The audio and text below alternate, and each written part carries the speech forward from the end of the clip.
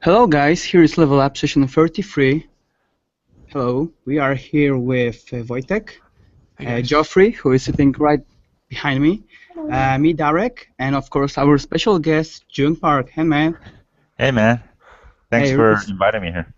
yeah, it's really a pleasure for us to have you on board today. Sweet. It's great.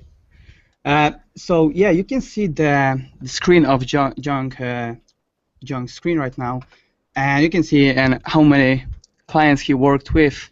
So basically, he has been lead artist for Sony for 7 years, and now he is moved to Respawn, working for the new Titanfall.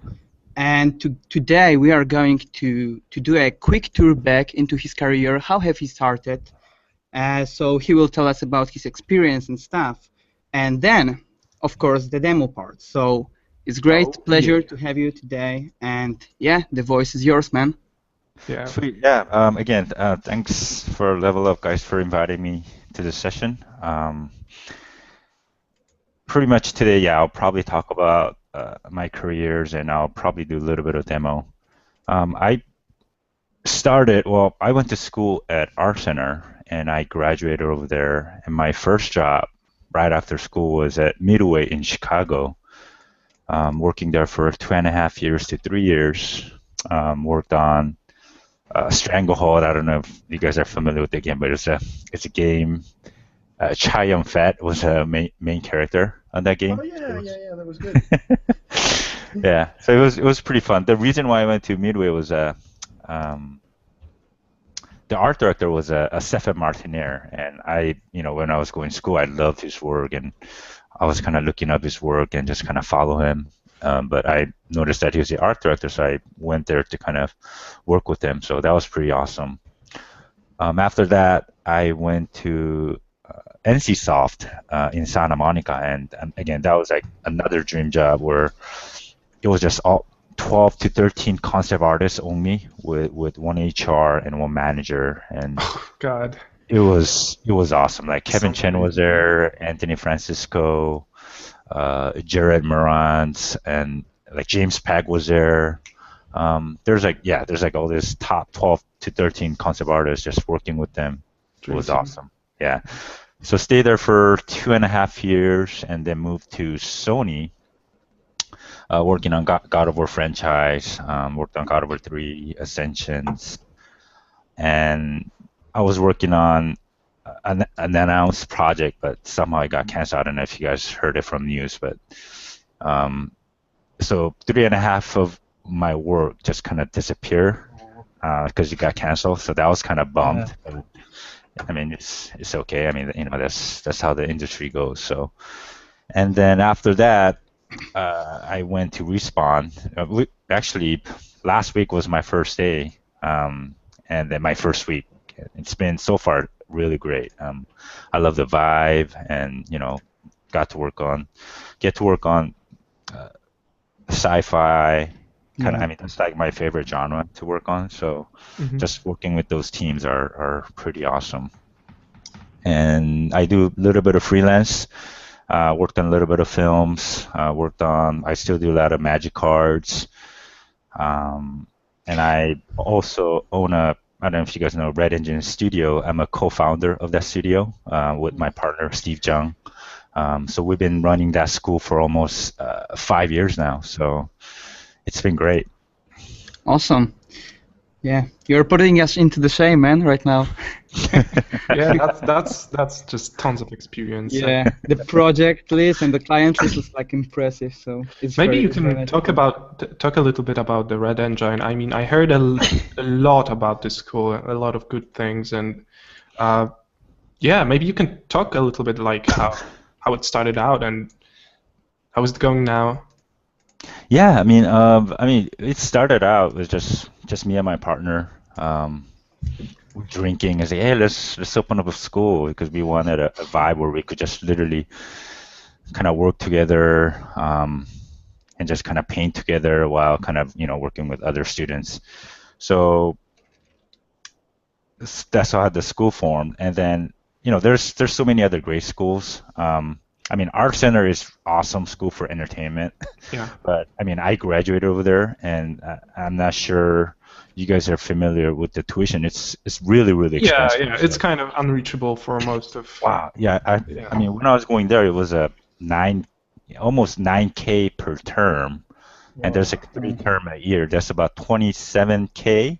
But now I heard it's 15K per term. That's about 45K a year. So that's super expensive. So I'm like, so me and partner, okay, I mean, this is our center is an awesome school, but let's kind of try to create a school that maybe it's affordable to all other students. And then, you know, and there's like CDA came out, and like there's Nomon school. Yeah.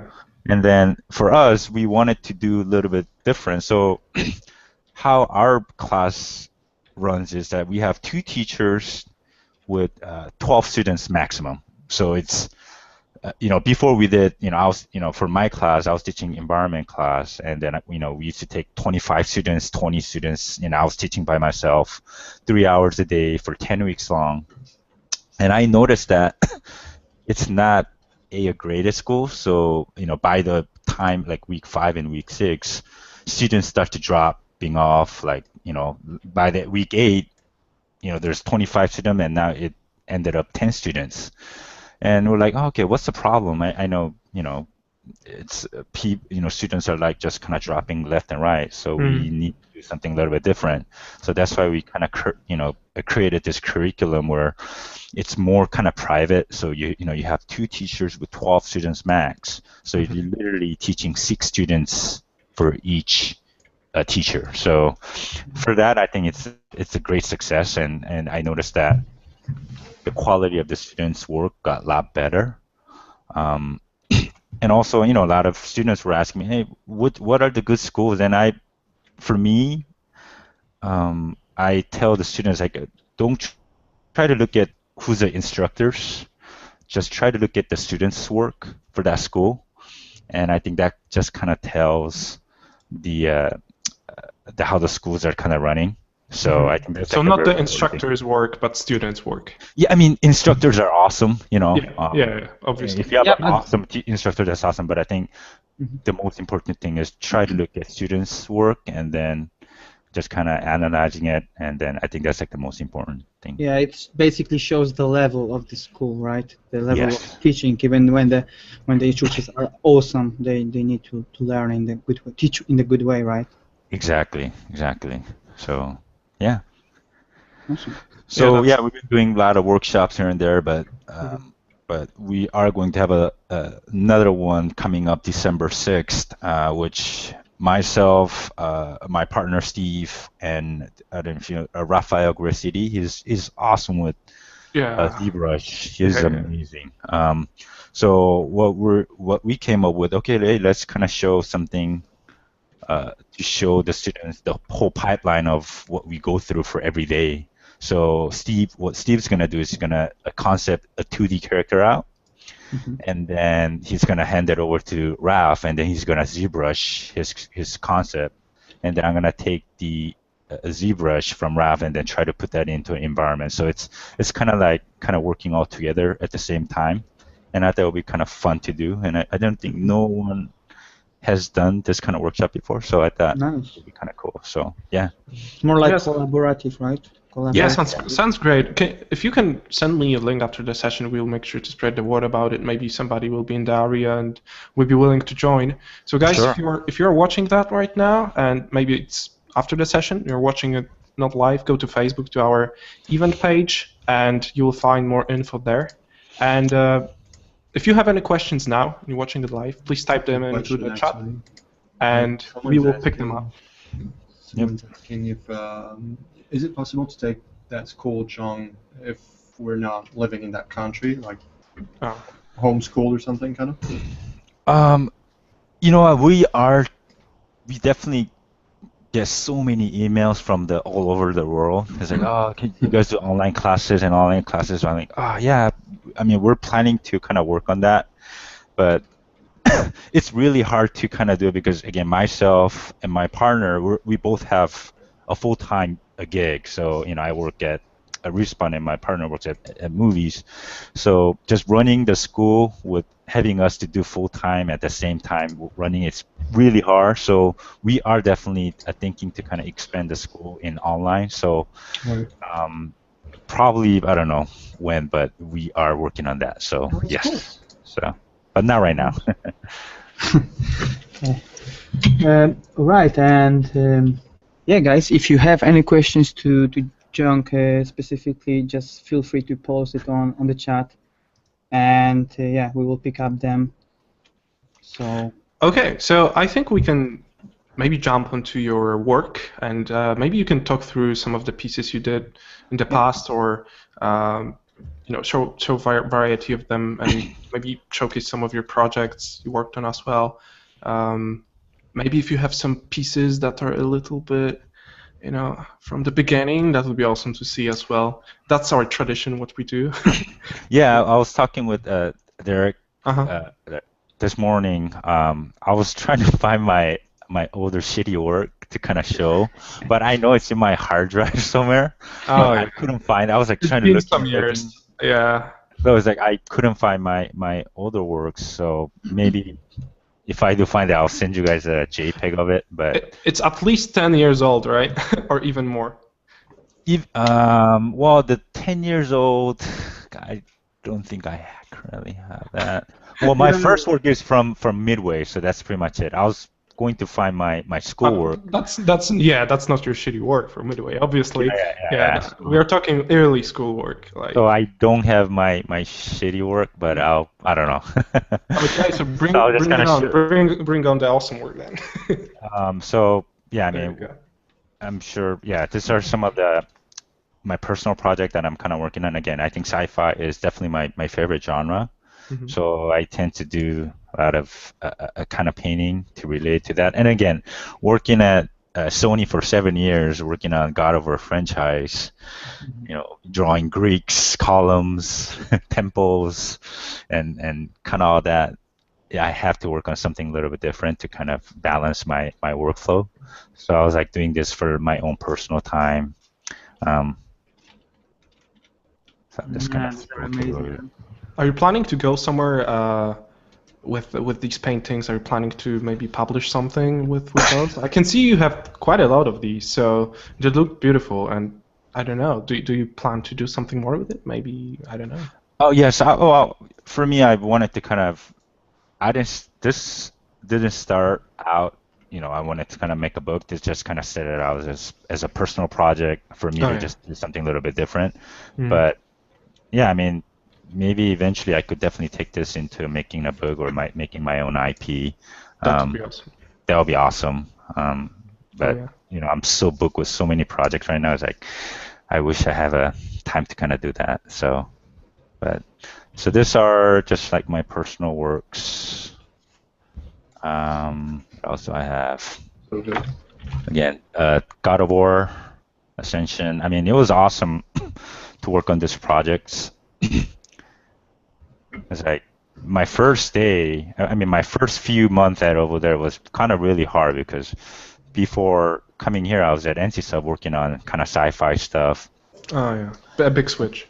Yeah, and then working on Greek stuff was super, super hard. And also, God of War is pretty well known for very epic statues, and I'm really horrible with painting characters and statues. Oh, okay. So it's like, I tried to kind of put it in the paintings, and it wasn't working. So, and for the first few weeks, my art director said, "Oh, I don't know, that we could try, a little bit harder." And I started putting like chains and like hands statues in there. Like, oh, that's it. That's awesome. So, so if you see, there's all these big chains in my paintings, like this one.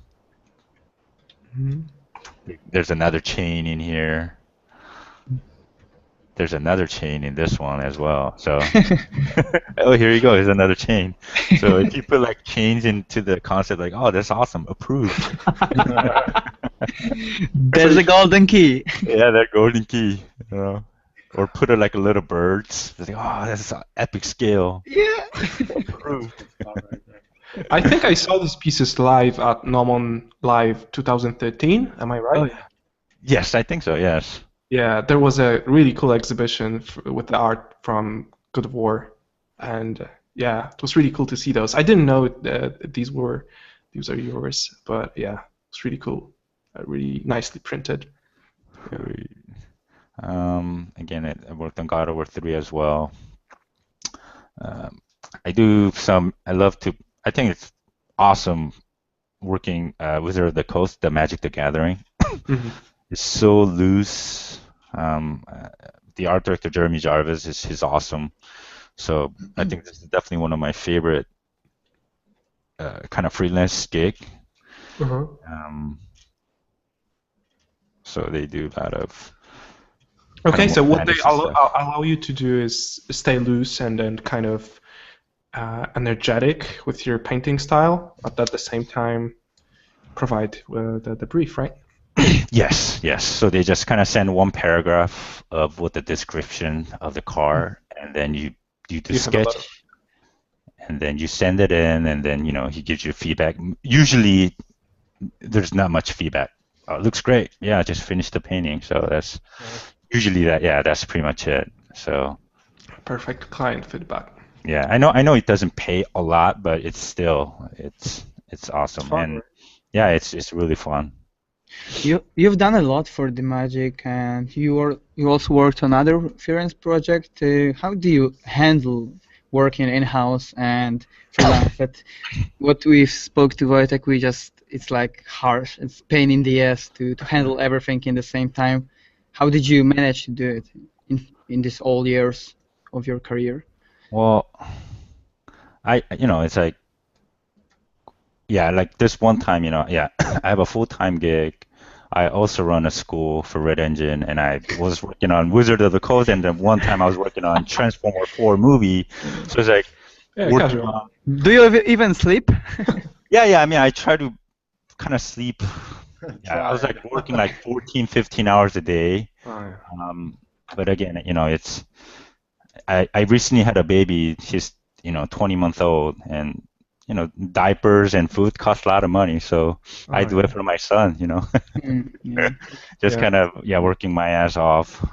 But again, I think at least I kind of try to spend a little bit of time with my wife and my son a bit. Again, I think I get burned out, easy. So I don't know. I think it's definitely kind of at least one day a week, like Sunday. I definitely try to kind of spend time with my wife and kind of go walk, go to beach, or go to a mall, or watch a movie together. But yeah, it's definitely kind of hard, challenging life. So you mentioned burnouts. So when exactly do you see them happening, and why do you think these are happening? I mean, it happens to all of us. So yeah, I mean, like it definitely gets burned out, but it's a different kind of stress where when I was working on NCSoft and Midway, and I did not have any freelance, or I did not own my school, and it was just that project only. So, I get stressed from there, and I noticed that having a kind of the Red Engine Studios and my full-time gig, it kind of helps me balance out a bit, where I don't get to put like my 100% into my full-time job.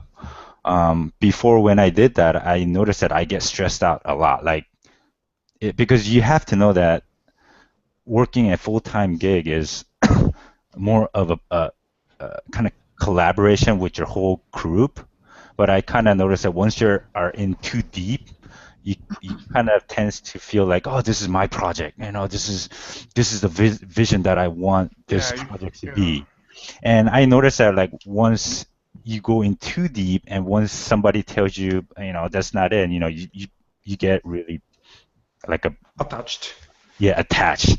So just having a Red Engine and my full-time gig and some other freelance works, I think it just kind of balances out a lot. So I don't every time it's awesome for me, at least. Yeah, I don't know if that makes sense to you guys. It's of course. I mean, yeah. Of course. So basically, Red Engine is the thing that you're attached to the most, basically, and your own project, let's say. So having freelance work, you don't get that frustrated because you have always a place to go back to, which is Red Engine. exactly. Yeah. Exactly. Yeah. That's it. So that's that. What else do I have? I worked on Guild Wars 2. I worked on this a little bit. Awesome. Yeah. Yeah, working with Daniel Dochu was awesome on this project. Yeah, it was definitely one of the cool art director to kind of work with. You scroll so fast. Oh, sorry, I'm sorry. No, it's all right. It's just the amount of hours you scroll through. It's just extraordinary, probably. It's like, oh yeah, I just did these. I'm so sorry. It was like 2 years. I see the chains. Yeah, another change. It's good, man. It's great. What would you say was your favorite project to work on so far? So far, It doesn't have to be a project, maybe a team or a company or whatever. let me see. Yeah, I mean, right now, Respawn is like my first week, but it's definitely, I love the vibe over there. I was talking this morning, but like, working on God of War, it's part of Sony, and Sony is a big corporate, so I kind of had a like when we were working, everyone was so quiet, and everybody had their like headset, and the vibe was like just so corporate. But I noticed that coming at Respawn, it's pretty much independent company, and everyone was so friendly. They just kind of just using F word all the time, and just kind of just they're doing so much fun stuff over there. Like, wow, this is awesome. So I really like the vibe that is happening at Respawn, and also at NCSoft, where it was just all 12, 13 concept artists, and just kind of bouncing ideas each other, and just kind of looking at other people's work, get inspiration and all that stuff was awesome. So I think most far NCSoft and Respawn are pretty awesome. So you think because Respawn isn't a part of the bigger thing, it's less corporate, and the working environment is a little bit more friendly because of that? Yeah, I don't know if it's that, but it's something about it. It just feels very friendly. I don't know what it. I mean, it's my first week, so I can't, tell too much for the first week. But so far, it's been great. I love it. Yeah, we are happy for you, man. That's awesome. So you were working also on some movie projects, right? Yes. So did you have a chance to be on actual plan, or you just work from home? Yes, I pretty much, to get a gig, I just went to go see the production designer, and we do have a little meeting in the very first day, and after that I just work from home with them, because again, every time I get a lot of freelance a gig, I tell them I can't do in-house because I have a full-time job, so I only able to work for remotely. And a lot of projects, they don't like that because they want you to be in-house, but some project is like, okay, that's cool, then yes, then I work for them. How do you manage keep your mind fresh if you are, because you partly told about working on a few projects in the same time, but how do you stay fresh with your concept mind and everything? Do you do some sport, or do you have another hobbies or whatever that makes you refreshed to start another project in the same time? Yeah, I mean, I do work out a lot. I go to gym and try to work out as much. And also I look at a lot of Korean dramas. I look at like a lot of movies or like the Korean dramas, and just kind of and again, I'm not a guy where I could just sit down in my computer for like 1 or 2 hours. I have to take a break every 20, 30 minutes. Yeah. So, I go talk to my wife, and I even have my wife come over and, ask for feedback, and, she gives me feedback all the time. And I don't know, I think just like a little bit of those kind of helps me to kind of not to get burned out easily. And It makes work more fun for sure. Like it's more refreshing to. Yeah, exactly. I get stuck in front of a computer sometimes. Yeah. Yeah, really bad. Time to lift, man. Get up. Okay, so we can see some design prop for what particular project? This was a tabula rasa. This was a work done at NCSoft. Oh yeah.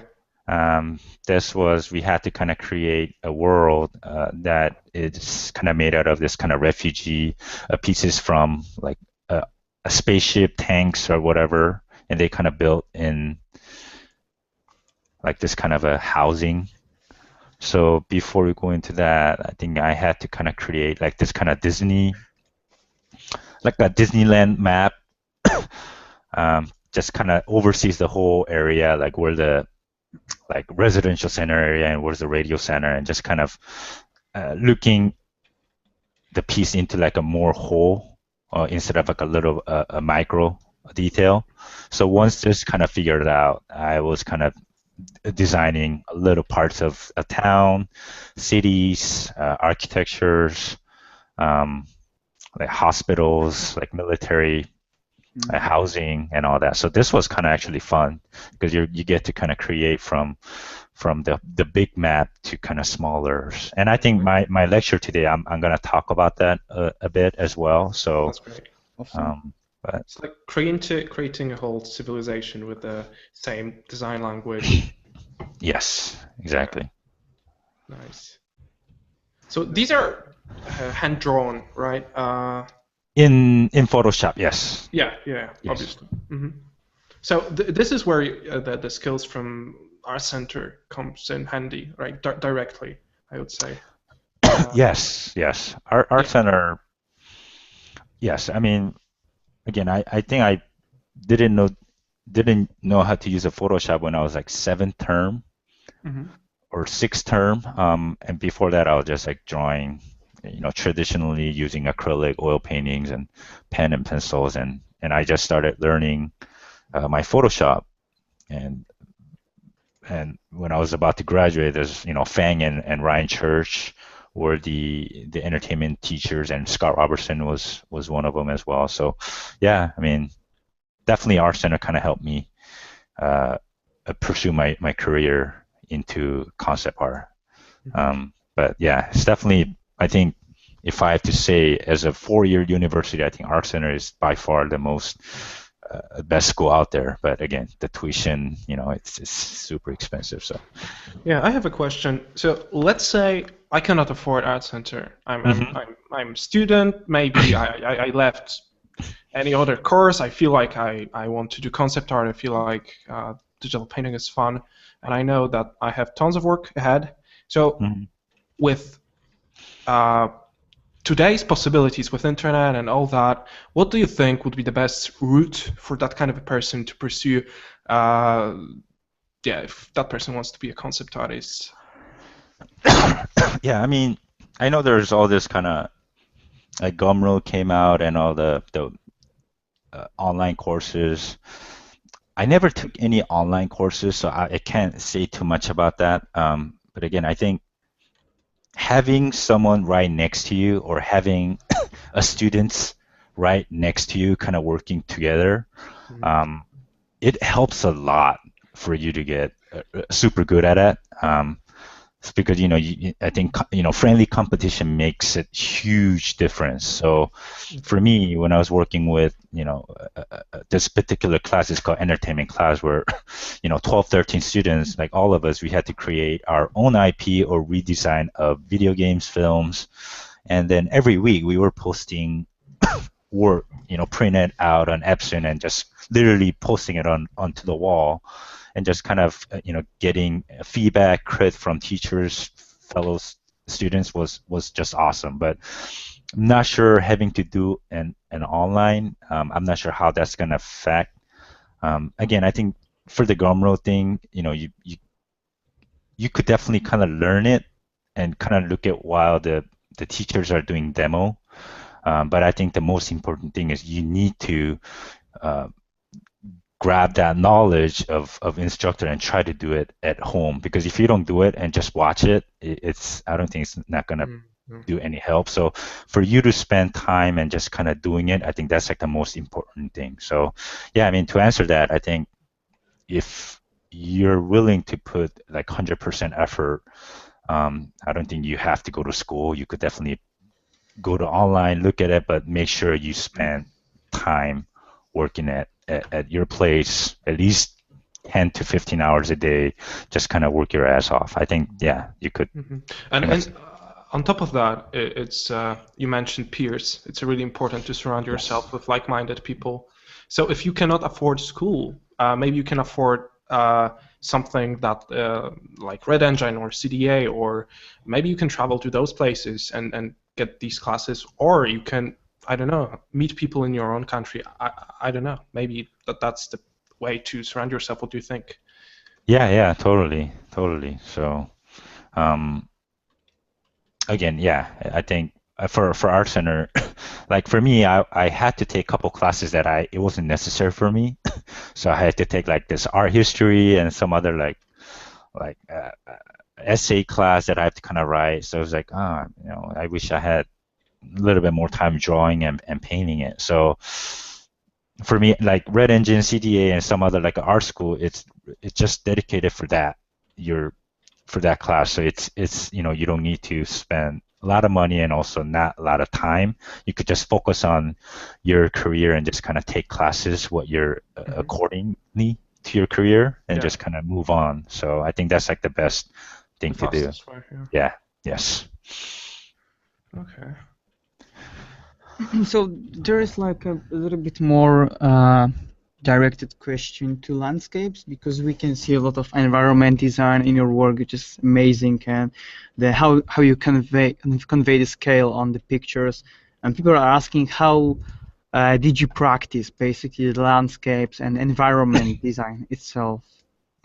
I think I was definitely looking at like a lot of landscape, look at a lot of movies and do like a lot of master copies of it.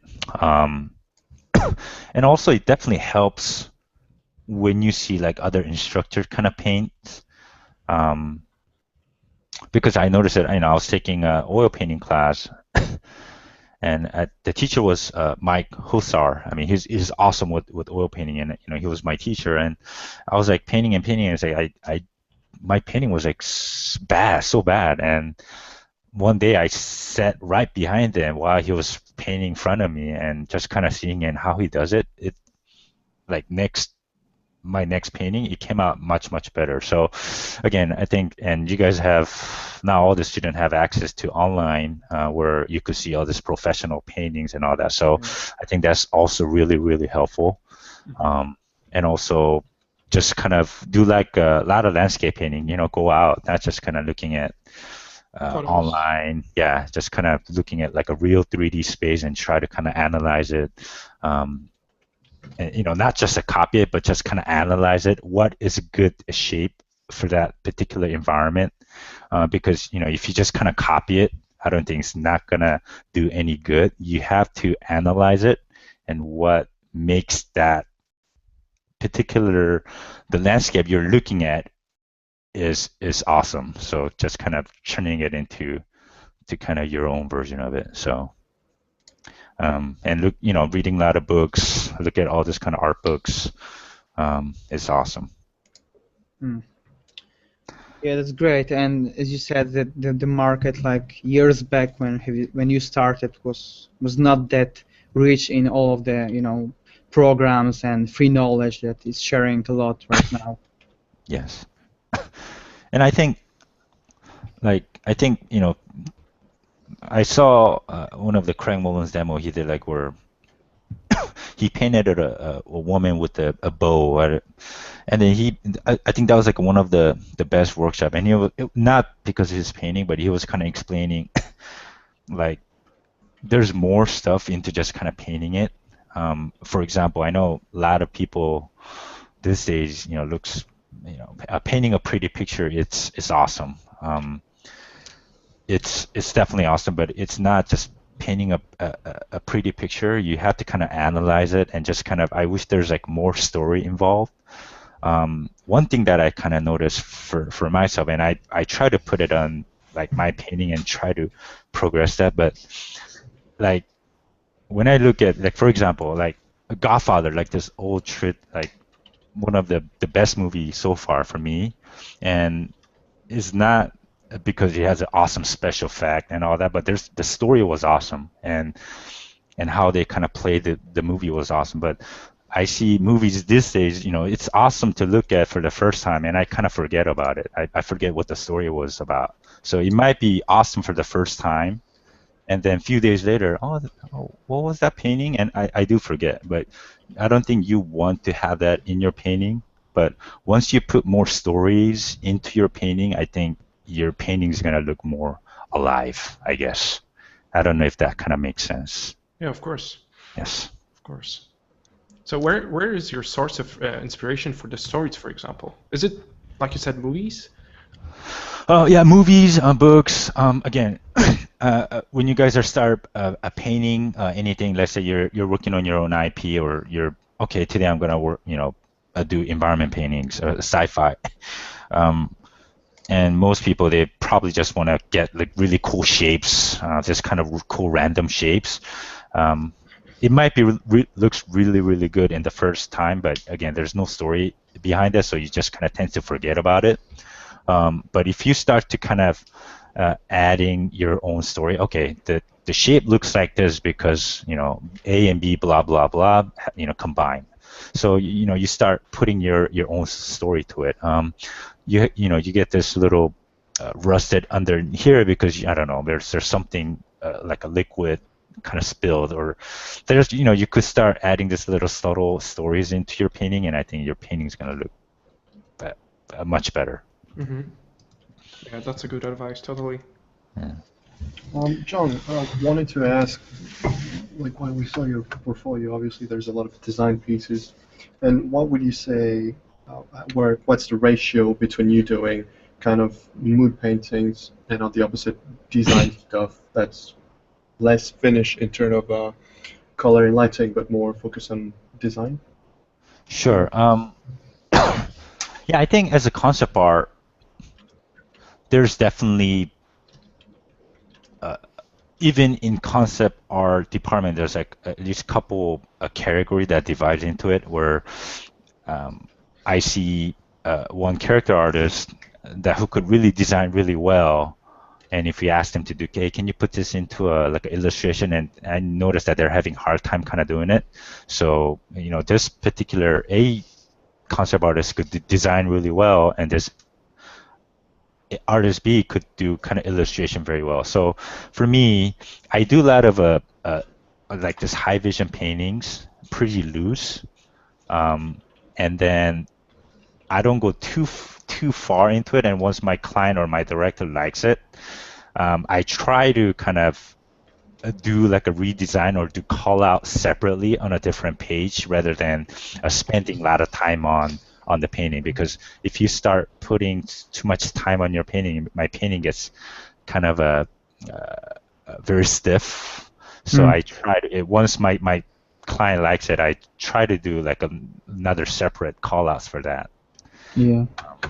Yeah, the works that you have in here is like the perfect moment to just live it, because it's like it's very well outlined in terms of details, but it's not overworked, and it has the energy. It's great.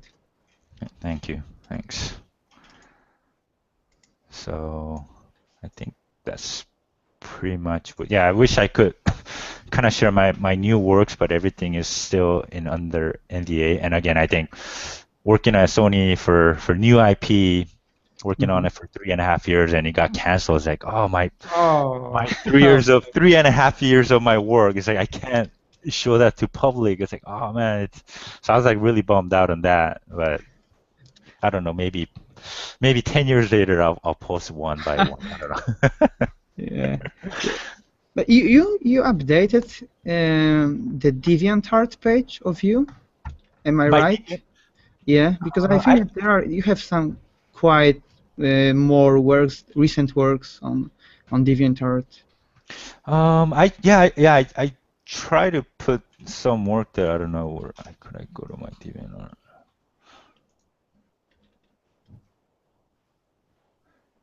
This are my other stuff. This wasn't on yeah. So this one was kind of. Oh yeah, this one's Transformer. Awesome, yeah. Painting. And this one, this one was awesome. Working on Hawken. Yeah, working with Kang and John on this was pretty fun. Oh yeah, it's amazing.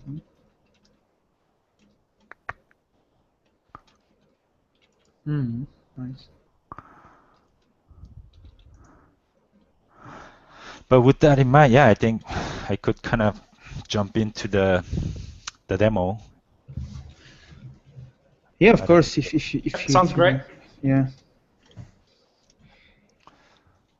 Let me see. I'm gonna take this off. So guys, if you're enjoying what we are doing here, please go to Facebook and follow Jung Facebook profile for more awesome art updates, I guess. And we will post his website onto the Facebook event as well. You will find it in the description to this video. And yeah, Jung, there you go. All right.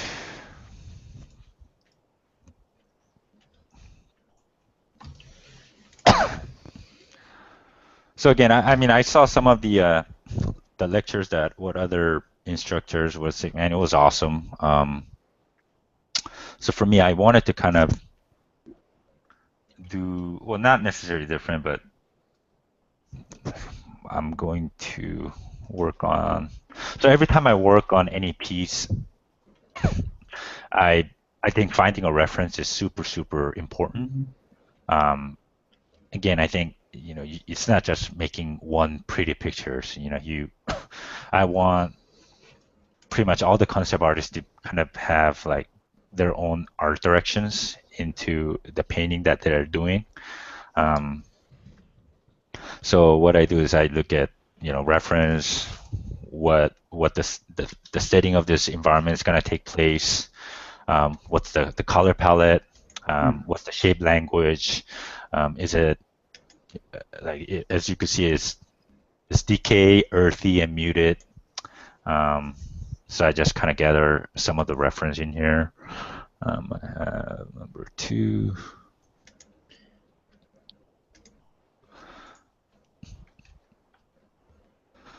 This is architectures. So it's going to be this kind of shipwrecked, where all this stuff are kind of broken apart. I thought, which was kind of interesting. I don't know what it is, but it looks really cool. I like some of that, the worn down, rusted, some metal, and this kind of brick treatments in here. So, and after I get all the reference, again, these are just really minor reference, but I usually spend 3 to 4 hours finding reference and just kind of breaking that into a kind of like a style guide, inspirational reference, architectures. You could even do like a ground floor reference or color palette. Again, this is just a one of the area, and just kind of I wish that we could kind of look into a little bit more kind of a bigger picture than just one little smaller painting. And once you get to find all the reference and you start kind of putting your own story into it, oh, okay, that would be cool if this is how people kind of live and they kind of turn this into like an apartment, and maybe, I don't know, they put some kind of bed in here. This is how they kind of use their ladder, and So that's that. Once I have gathered all the reference, what I do is I start kind of blocking in into kind of 2D map. Again, I think for me, I like to kind of, as a concept artist, you have to know how to kind of solve a problem. And for me, I look at like a big picture, and then, okay, this is a refugee area, and maybe there's all this kind of shipwreck, and maybe they kind of use that as kind of a gate or the wall of the tower. So this is going to be where the main tower is going to be. And maybe, I don't know, it could be this kind of rich people are living in this tower, or some other people kind of live in it, but they're trying to put this kind of a wall around this, so not any people could come in, and they use this kind of a wrecked ship around it, kind of use it as a defense system. And this is like a main ship, and there's like this gate. So for me, I just kind of do really quick 2D map and just kind of figuring things out. Okay, there's that, and there's 78 ships total. Are you also blocking out in 3D sometimes, or you just quietly? No, just 2D. Okay. Yeah. So once I have that,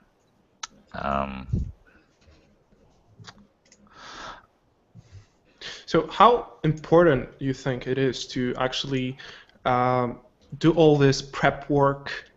And do you do it for your personal pieces, or is it like a workflow for your I think briefs? Yeah, go ahead. This is for the workflow. Again, I think as a concept artist, I wish we could contribute a little bit more stuff into the whole production. So I think making a style guide in the beginning of any project is super, super important. Again, not just kind of creating one beautiful image. Again, spend a lot of time researching it, get the story correctly, and get the layout as accurate as much as possible. I mean, it could definitely change, but at least concept side, this is kind of like a nice package for you to kind of send it to your art director or your client. So so you have a 2D map, and then this is a kind of aerial vista shot of that. Fucking So amazing. when this is 2D shot, so you're literally looking at from this point of view, kind of looking at the overall area. So here, this is the main ship, and this is all the ship that they kind of blocked off the whole area. And I don't know, maybe they have to kind of use some way to, think about the kind of gameplay. Maybe they have one of the player has to kind of get in, activate some of the mechanic in here to open up a gate that's closing the whole area. So after that, this is another shot. Nice. Fuck. It's amazing, man. This was a shot that from you're literally actually at the boat and looking at the other direction. So maybe you have some guard kind of protecting the area. Again, I don't think this is finished, but I just kind of did this to kind of give you guys an example. So I was gonna put like a big tower in here, but again, I think the point that I wanted to kind of tell you guys is that it's not kind of making this awesome paintings in 50 minutes or an hour. I know there's a lot of it's for me. I take Land speed painting. Oh yeah, for me, I'm a pretty slow painter, so usually it takes me for one environment painting at least 2 days or 3 days. So I know there's all these people painting like really quick paintings, which is awesome exercise. But like reality, at least for me, I try to take time and kind of analyze the whole area and very carefully, and just kind of get it done as accurately as much as possible. Again, I think just having some kind of story into your painting is super, super important as well. So I was kind of thinking, hey, maybe this is all a decayed area, so you don't have any power source, so maybe they're using some kind of solar panel to get this kind of energy from. So maybe that's kind of story, and maybe they're using some kind of because they're using this kind of yellow orange solar panel. Everyone has some kind of a little bit of indication of that. Again, I'm really bad with characters. I just put this the clothes on top of it to hide the anatomy. What else? So I was gonna put this into a layer and kind of show you guys the layer process, but I'm really bad with the layer, so I keep flattening it once I like it and just paint it. So I'll just kind of do it like maybe another version of it. Yeah. Of this kind of a world. Yeah, I find this approach really cool because you can feel that one of these images is actually part of something really well thought out beforehand. So yeah, it just shows through, I guess. I mean, it's not that it's just a pretty picture. You are actually figuring out all the parts. Yep. Yeah. So yeah, I like to kind of know the story and kind of the layouts of everything before I start anything. Or else if I don't have like not many information, I get kind of very frustrated. So, hello? Yeah. Okay, you guys are there. Okay, I thought you guys cut off. So with that in mind, let me kind of start working on my demo. Are you comfortable talking and painting at the same time, or? Yeah. Okay, great. So I can pick some questions. Yeah. Try my best. Okay, sure. So for me, I'm not a really master with the color palette, so I'm just gonna grab one of the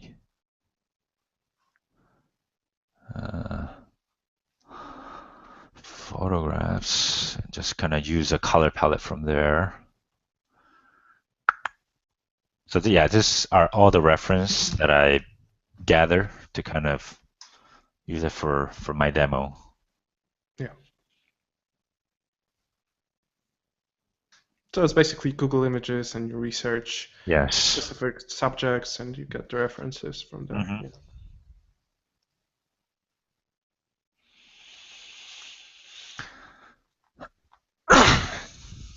I'm just gonna noise, pixelate, mosaic, and I'm just gonna simplify this image and just try to get the color pick from there.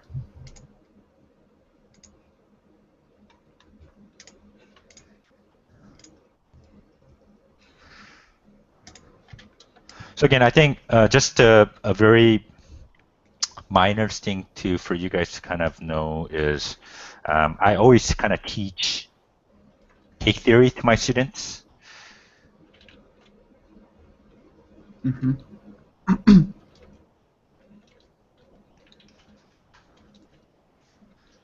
Mm-hmm.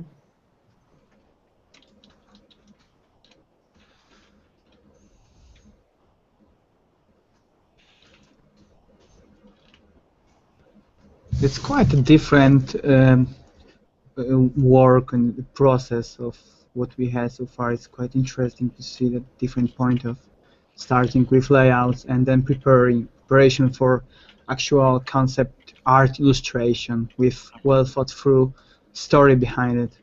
Yeah, I guess it's really well set in the production pipeline because Yeah, you get definitely. to use all this information along the way, and it's really useful for the pipeline for the people from the studio to actually grab info from like map view or whatever.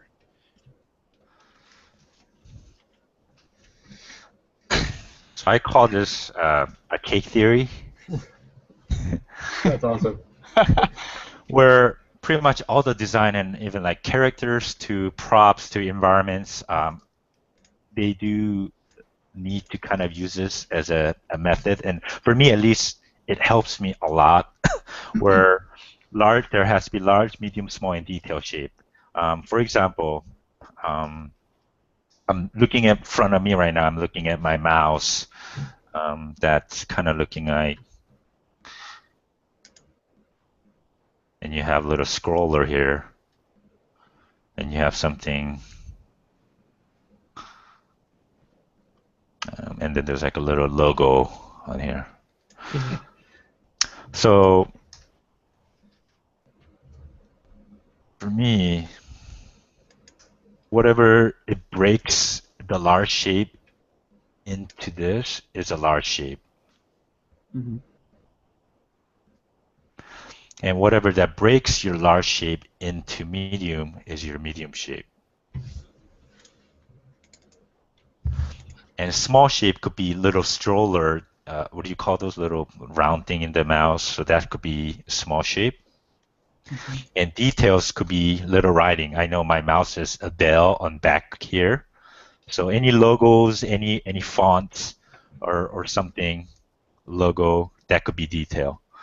If you look at just any a product or anything that's like literally in front of you, it kind of simplifies that. Even like I'm drinking right now a Starbucks coffee, and here's my. We're having Costa right here. Yeah. What? We're having Costa coffee right here.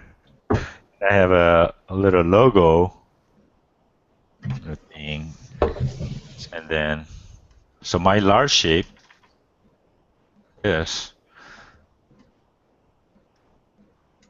large. That breaks it up into medium. Mm. Logo could be small.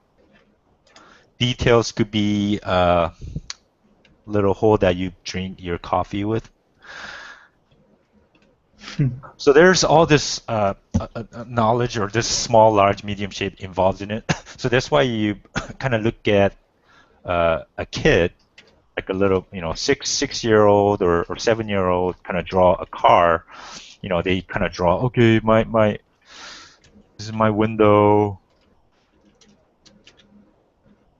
my wheels. They tend to draw everything same size, and that's why you are kind of getting into this kind of a very cartoony feel, because right now everything is like middle, this shape, this shape, this shape, this shape is all medium size. Mm-hmm. And how this medium size breaking up the negative space are even medium size. So there isn't any kind of a large, medium, small, the shape, a difference. So that's why it looks very cartoony. So it's good to kind of use this theory into pretty much everywhere. I mean, this goes into environment to characters. So just kind of know this. And for me, it's really valuable. So every time I do my painting, and I kind of always try to check off if I have large, medium, small, and detail shape to kind of balances everything out. Enough with this. It's amazing way of thinking. It's the first time actually with someone just explaining the concept designing in that way, like you. Cool. Also. You should patent that Yeah, stuff. sometimes you can just see the painting and you can tell, oh, it works, and you can see, for example, there's that one big rest area, and you wonder why does it work? Maybe it works because it's contrasted with some small and medium shapes as well, and yeah, it's really nice to see how you put it into some kind of a scheme, and you can actually read it in a learnable way, and so you can use it as a tool.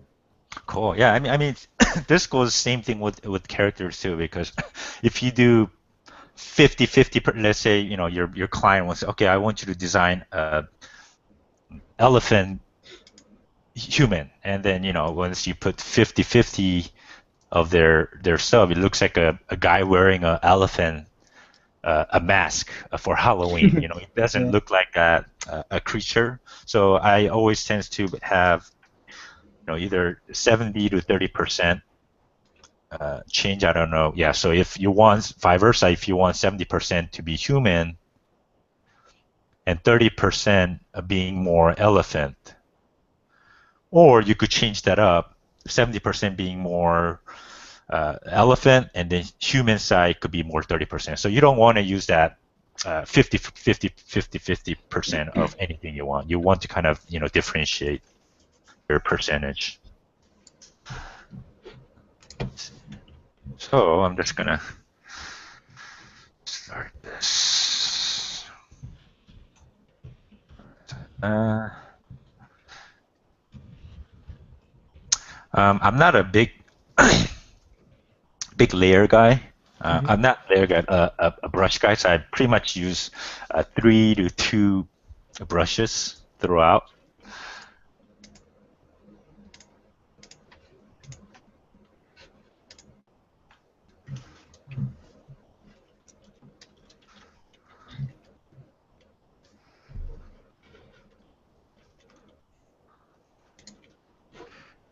So is it distracting you to change your brushes every time, or is it just something you acquired from starting actually learning to design and then painting from traditional?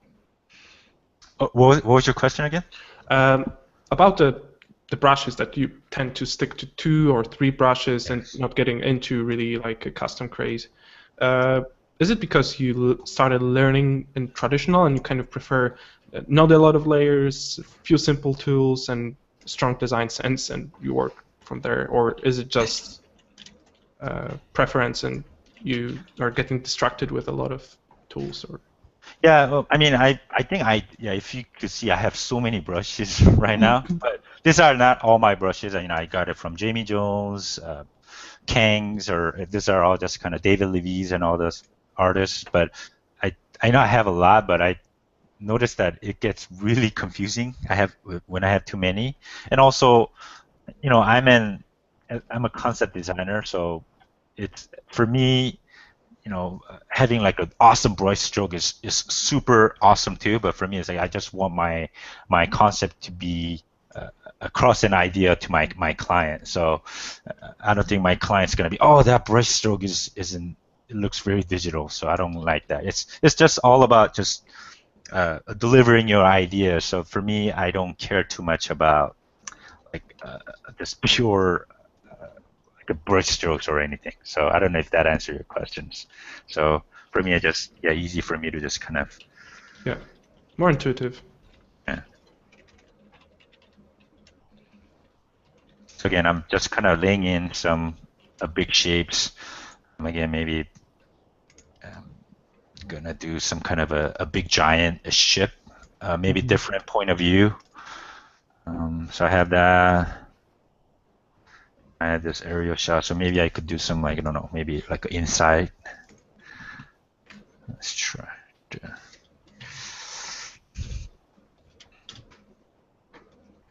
Are you using some perspective grids in your environments, or just check it, just fill it with the perspective? Yeah, first, I'm just kind of laying in all the shapes, and once I like some of the shapes, yes, then I do lay in my perspective. Oh, yeah, okay.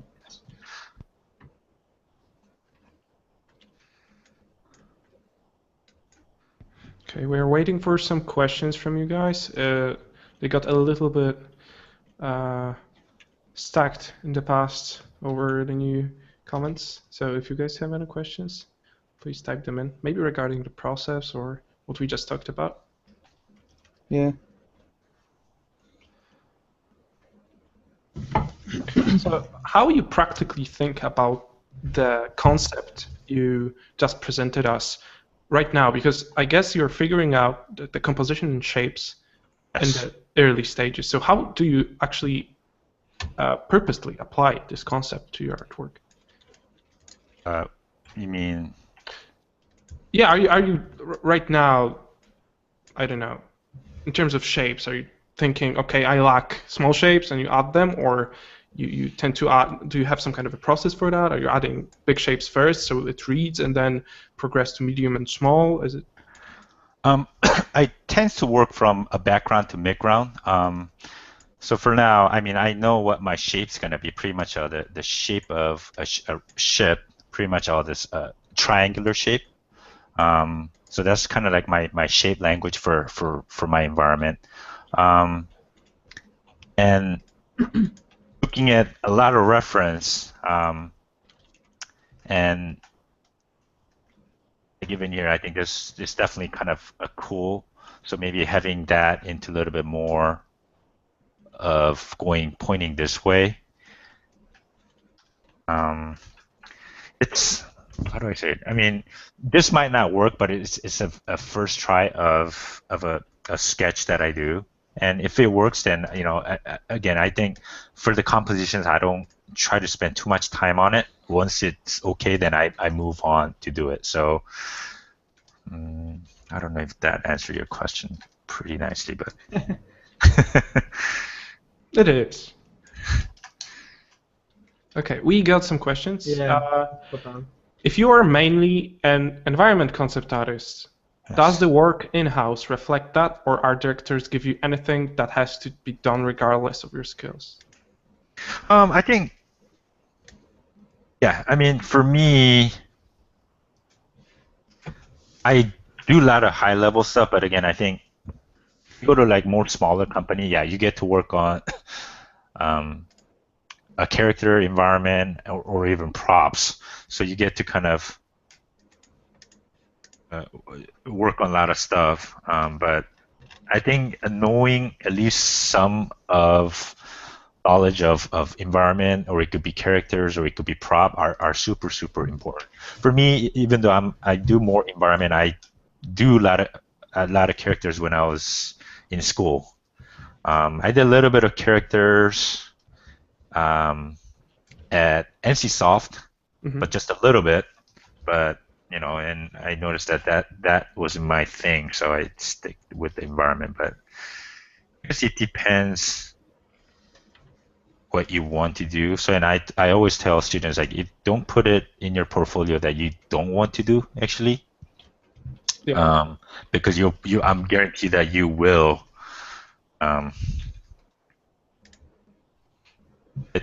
get calls from the client that of looking at your portfolio. So, what about the values? Because you start with kind of limited palette. You always start with like 2 or 3 colors, or you tend to start with black and white as well, or just for me directly with colors. Sorry. For me, right now I do start with colors, but I think this is how I usually like to start. It's just because I pretty much end up painting in colors anyway for my clients. So once I like some of the colors in here, I always kind of create a layer that I could kind of desaturate my image, and I push and pull later on, probably in the middle of my paintings. So this is just how I kind of like to work with. So for that, now I'm gonna get some like a foreground. Okay, so we have 2 more questions, and one is a pretty serious question, and one isn't a really serious question. So, what do you want to start with? A serious one or not serious one? Yeah, I could start with serious one.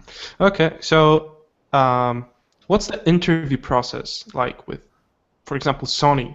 Do you have to do an art test? What are the requirements for an environment artist position?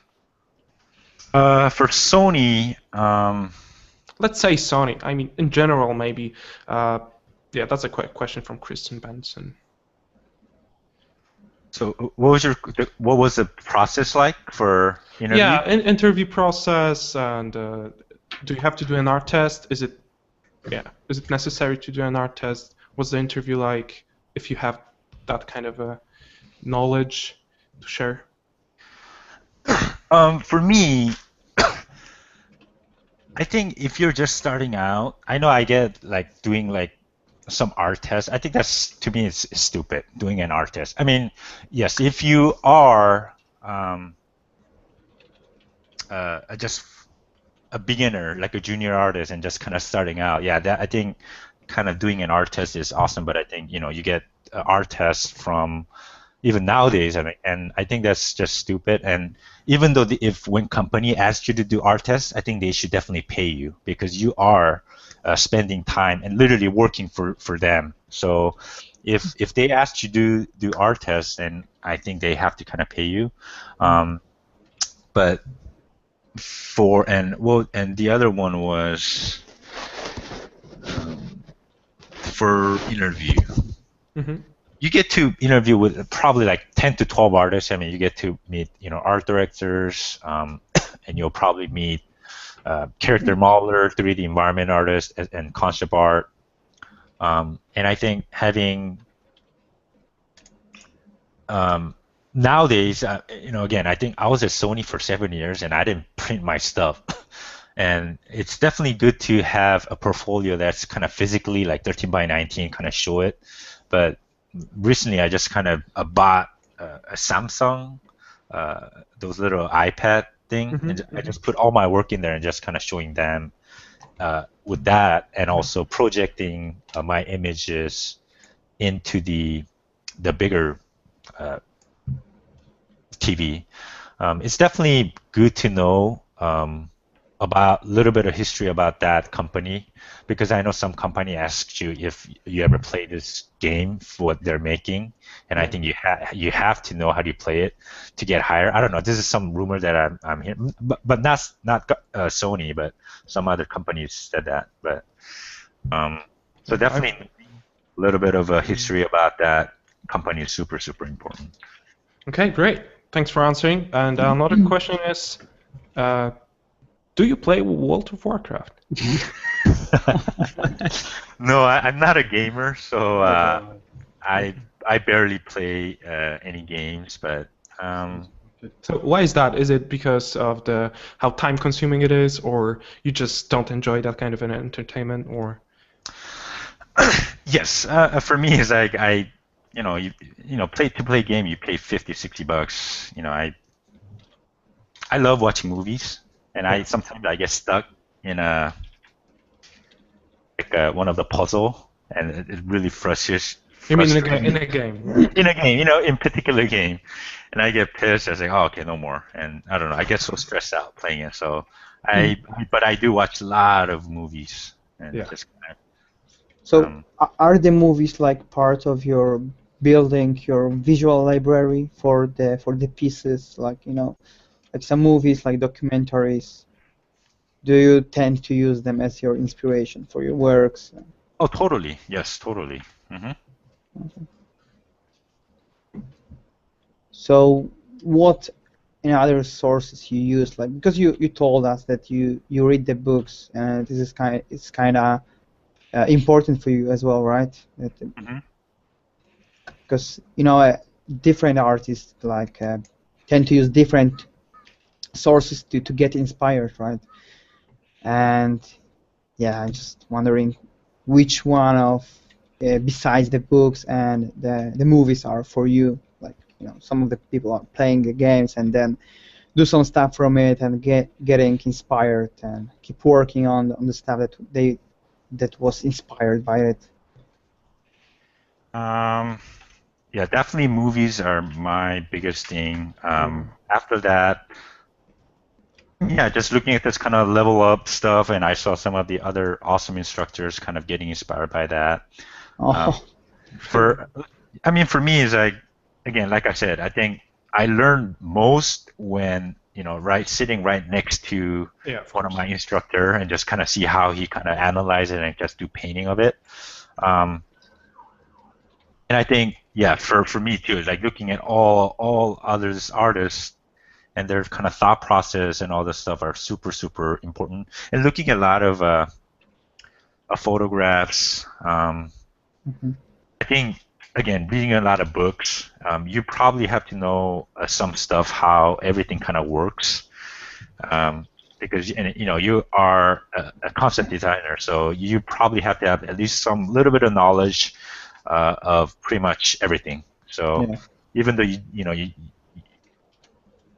painting a great image or designing an awesome stuff is definitely you must have for as a concept artist, but you also need to know a lot of stuff, kind of like not like an engineer kind of type, but at least I don't know, some functionality of the objects and stuff. Just a pure life experience, I would say, like how the things come together, how it works. Yeah, how it works. Yeah, definitely. Yeah. So, are you also doing some references on your own, or just search them on? Oh, you mean shooting photos? The photos. Yeah.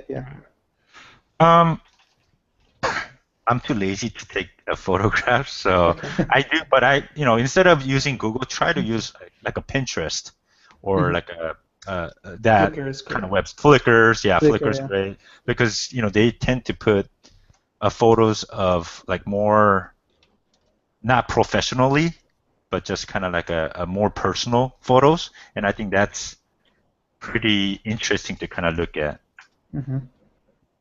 Yeah, that's true. They tend to be in good quality and kind of in the natural light as well. They're not modified or photoshopped. On the Pinterest, you have like a lot of genres that all is sorted into some parts. You can just type in the Pinterest in Google and just some engine Pinterest, and you have like plenty of that stuff.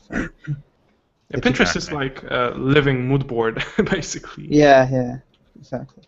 Yeah, it's a really good resource. So that might be a difficult question, but you were mentioning movies. Who would you say is your favorite director, or if you can't find one, what would be your top 5 favorite movies? My top 5, I think Godfather is definitely one of my favorite.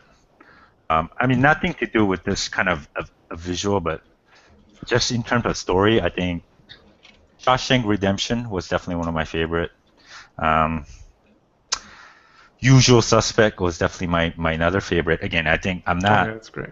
I'm not pointing out any movies that has deals with like the special effect or movie. Again, I think for me, if story is awesome, it kind of remembers it. So I wish that concept art could be that way, where I see a lot of sci-fi movies out there. I mean, there's really good ones out there too, but I tend to kind of forget because it's awesome design, but I wish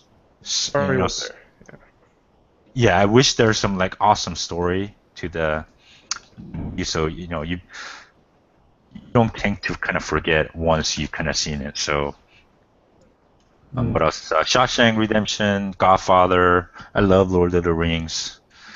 Usual Suspect. I love the Interstellar, the movie. That was pretty awesome. Yeah, I saw it as well. Oh, you saw it? Yeah, it looks really awesome. Yeah. It looks awesome. The story's there for me at least, and the audio visuals, as like Nolan movies, are just top notch. Yeah, it was great. Yeah, he has like an unconventional way of conveying things and ideas that it's kind of original in his own form. Yeah. All right, let me turn back on my layer.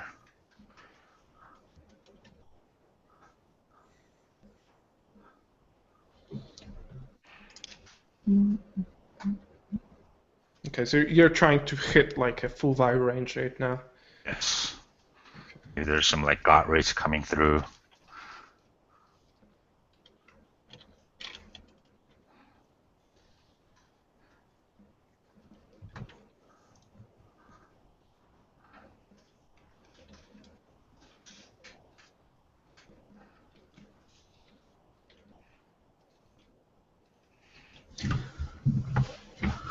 People are asking about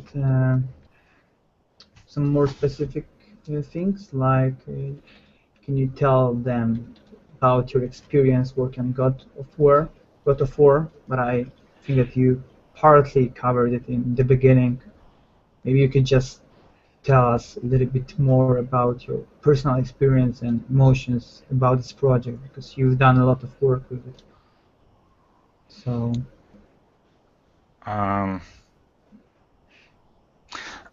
Yeah, I mean, definitely working on God of War was awesome.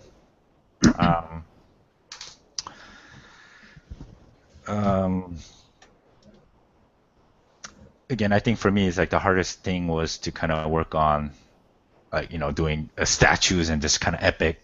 Yeah.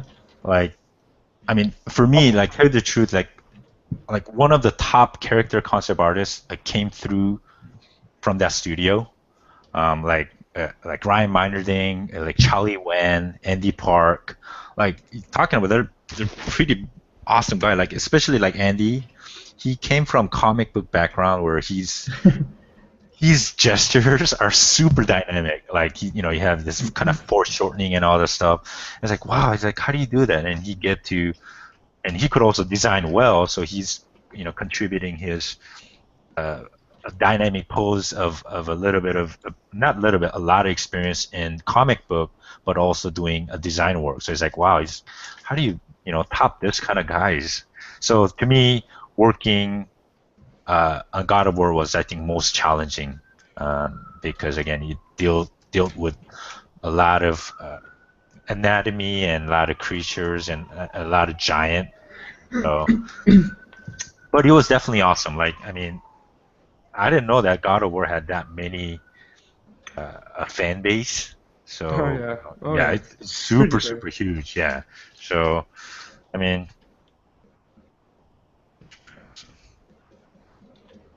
Okay, so you're getting done with the kind of composition here and the overall mood, right? So can you tell us what's the next step? What do you think about?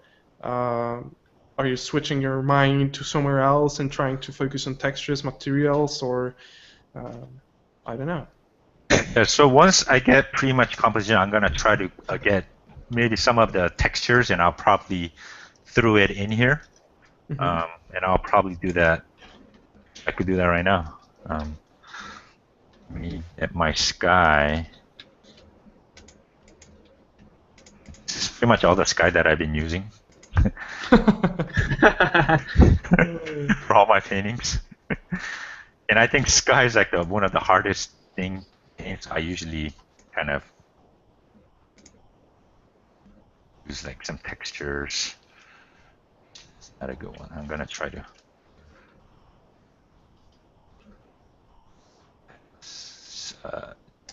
It's definitely once you have pretty nice shape in there, it's good to definitely put it in selection or lasso your at least bigger shape out. So your edges could be really clean and really nice. So I'm gonna put that in my foreground, and I'm gonna lasso my medium shape out. The midground, that medium shape.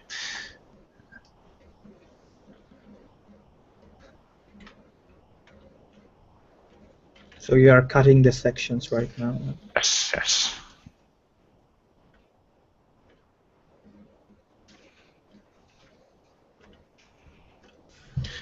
There's a question unrelated to our subject today, so I'm just quickly going to cover it, if that's okay with you, Jung? Yes. So really quick, there's a question about the Level Up Quest, the thing that we announced back in 3-4 months ago, which is basically a level up trip that will be just 9 days out in the field, learning, talking together, painting in some place in Europe that we get to choose together. And there were plenty of people signing up for this, and we have to kind of go through all the applications and choose people that will go with us there. So the question is, when are the Level Up Quest people going to be announced? And I think it's going to happen at the beginning of the next month, since I'm meeting up with Jonas at the end of this week, and we'll have time to actually brainstorm and flesh out the idea of this event. If you are willing to join, I think the registration is still open. If you will go to the Fusrod app page and go to the Quest tab, submit your application if you're interested in that kind of an event. And we are really close. We had a lot of issues with our own projects and our own jobs. Darek have moved, I have moved, and Jonas ended his contract and had to move as well. So there was a lot of stuff we couldn't really plan that ahead. So that's enough of it, and just stay up to date. We will talk a little bit more about it during the next session. If we are not talking about it during the next session, make sure to remind us in the comments so we'll bring the topic up. But stay tuned. At the beginning of the next month, there will be more info about it, so don't worry about it. It's coming soon. Oh, yeah. Okay, John, back to you. Sorry for a quick interruption. No problem. Okay, so we can see more textures going. Oh, let me ask. The question is quite cool, I guess. Marcus Harma is asking, how much does the success of the game affect the concept artists that worked on it? For example, if the game hit the top list or it just got cancelled. What do you think about it, John? I'm sorry. What was the question again? How much does the success of the game affect the concept artists that worked on it? For example, if the game hit the top lists or it just got cancelled. When you get canceled, how suck it is? Yeah, how it it's bad. I mean, it's definitely when I heard that, it's like, it's like, and it was a beautiful game. There were like so many good concept artists in that project I was working on. We even hired like Ryan Church. My partner Steve Jung was in that as well. And there's like at least a dozen concept artists working on it, and it looked awesome. And when we heard that it's gonna get canned, it was, I don't know, for me it was like, wow, it was like one of the, it was crushing. And at the same time, when that whole game was kind of canceling, we laid off like 50-60 people in our studio, and even that was pretty crushing for my peers and my kind of friends to kind of go. So that was pretty, I don't know, it was like definitely one of the incident that I'll never forget. Yeah, 2 years, right? That was 2 years. 3.5 years. Oh, god damn it. Yeah, dude, I had like 200, 300 paintings for for that project. I was like, that's just God. crushing. Yeah, this is crazy. Okay, so what if the game is successful? Like, how do you think it can affect the concept artists? And I don't mean the quality of work. I mean, it's just good enough to support the production and yeah.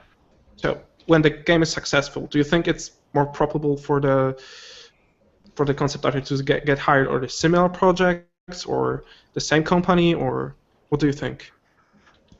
Yeah, I think when the definitely game is successful, you'll get good bonus. That's always good to know. But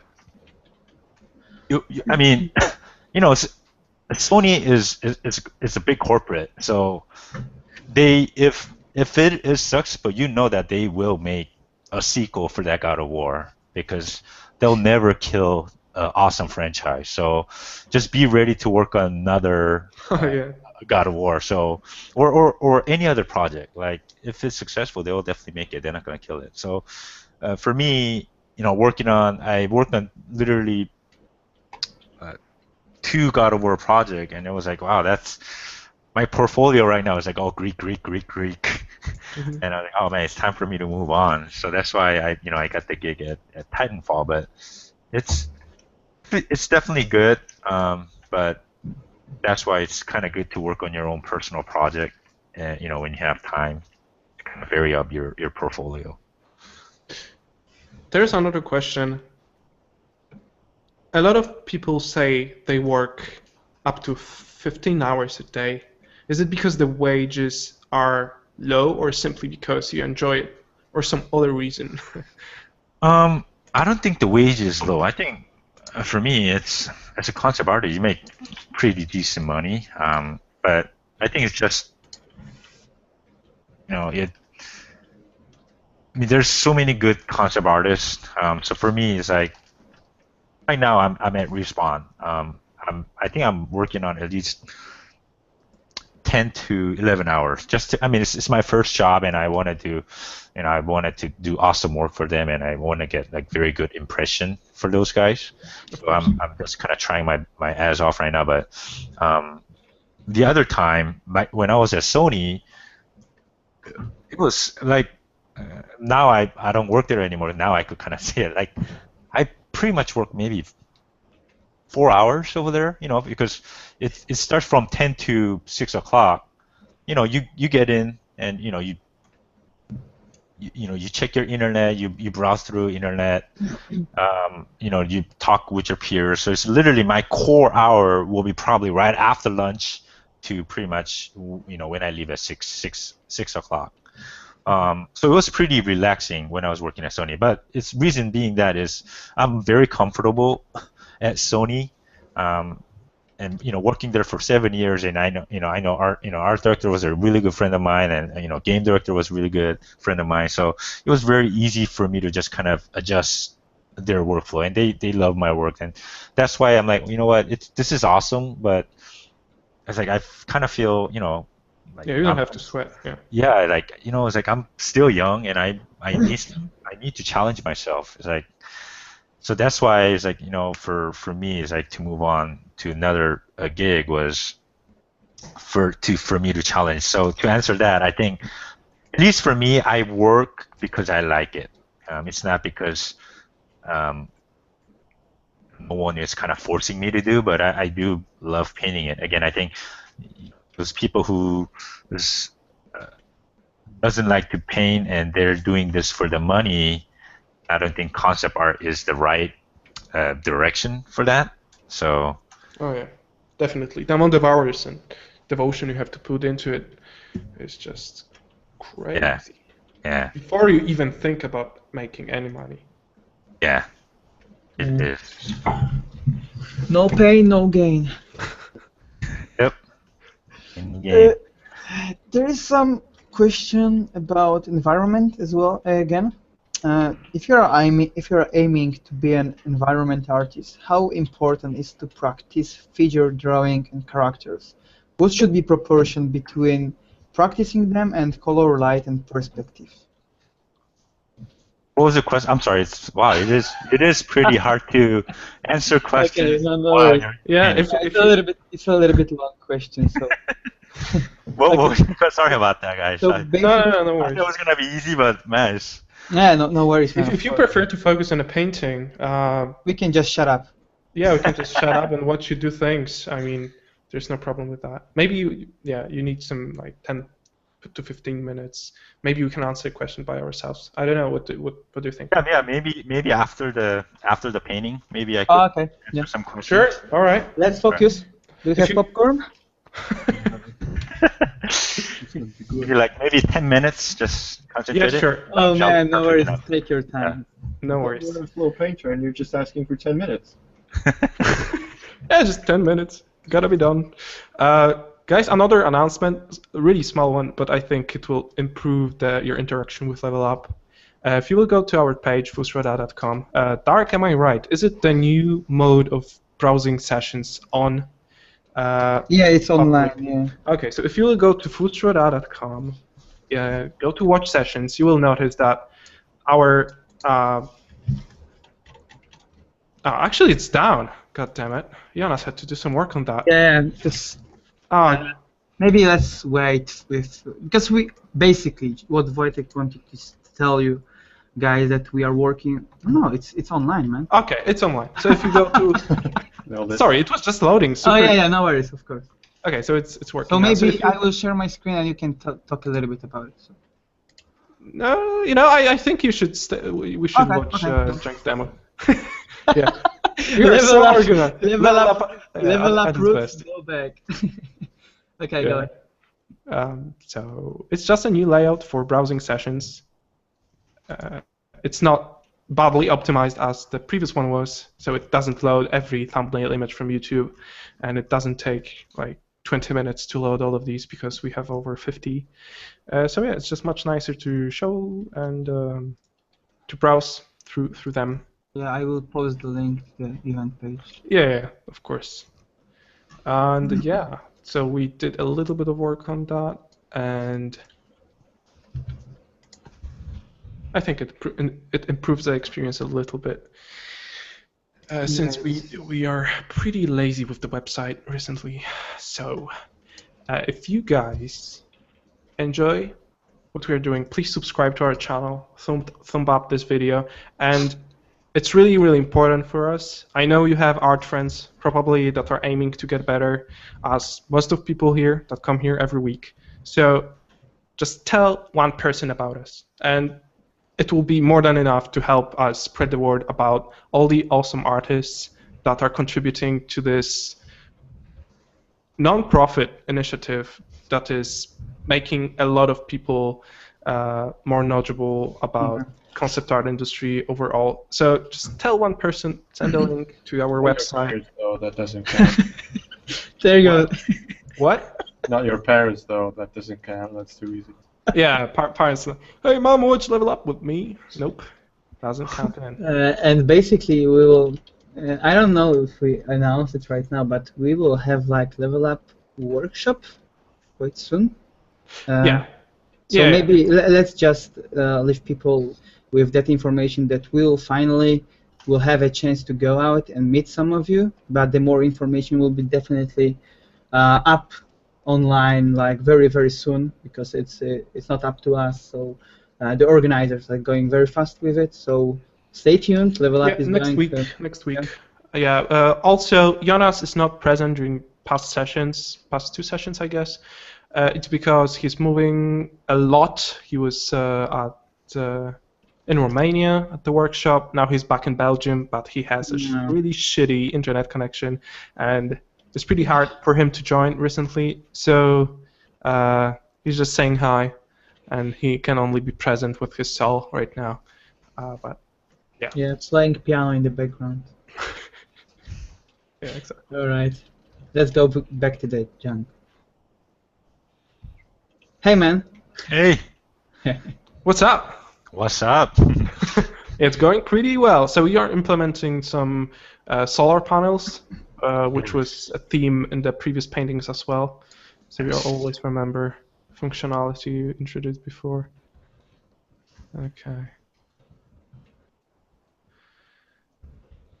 So we have talked a little bit about Sony here, and I guess we are all Sony here. Like, besides Jung, obviously. Like me, Jeffrey, Darek, right? We're all Sony, right? Yeah. Wow. We are sitting in the studio actually. Yeah, we're all Sony, yeah. Because Quantic Dream is part of Sony, as well as Grella. So Everywhere.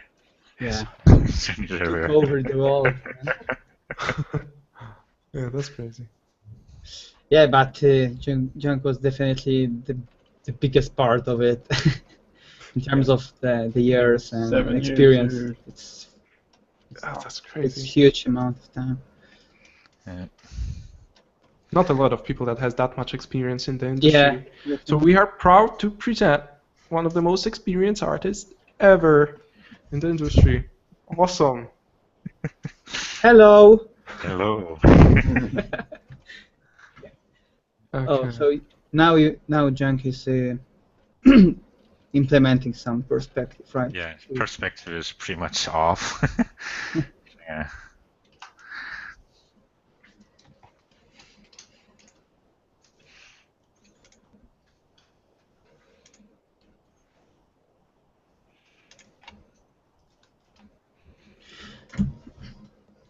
So you told that you are not using 3D, right? Yes, but I'm trying to learn it.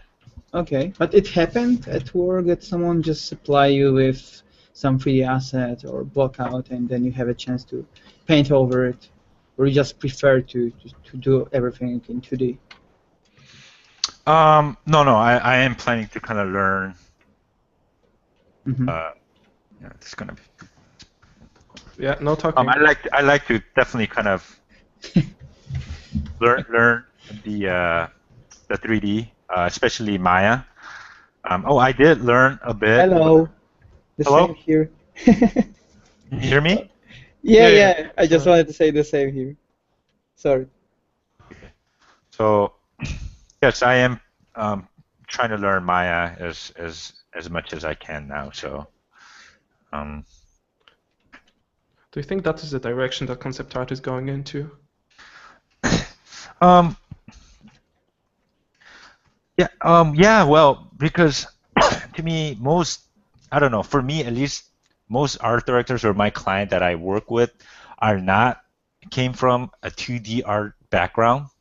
And then every time they see this kind of a very finished rendering of like realistic a painting, they're like, wow, this is awesome. Yeah, I like to.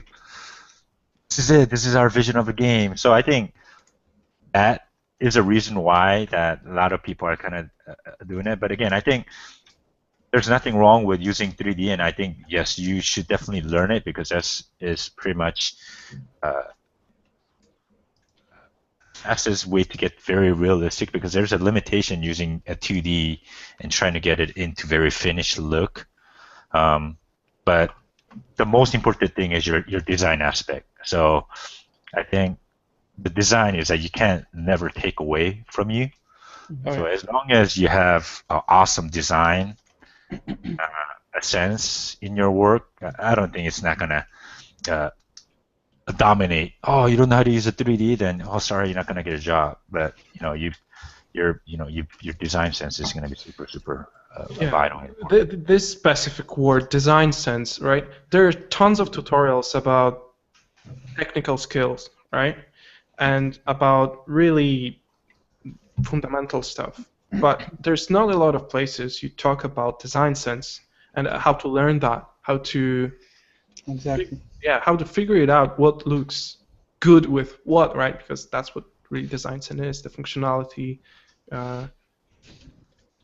becoming visual. So how do you practice design sense? Like, how do you get that?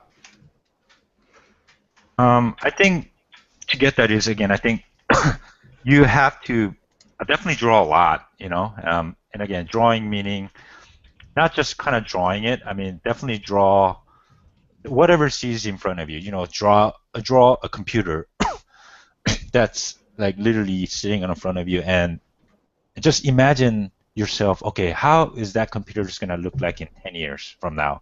And you draw that. Because obviously from 20 years ago, and if you look at our computer, the design and everything totally changed. But all the functionality of like buttons, like a USB, like plugins and all that stuff remains the same. So definitely knowing some of the functionality, but just kind of help yourself to kind of design it within some of the restriction. So again, designing a mouse in front of you. I mean, you obviously need to use your fingers to use mouse.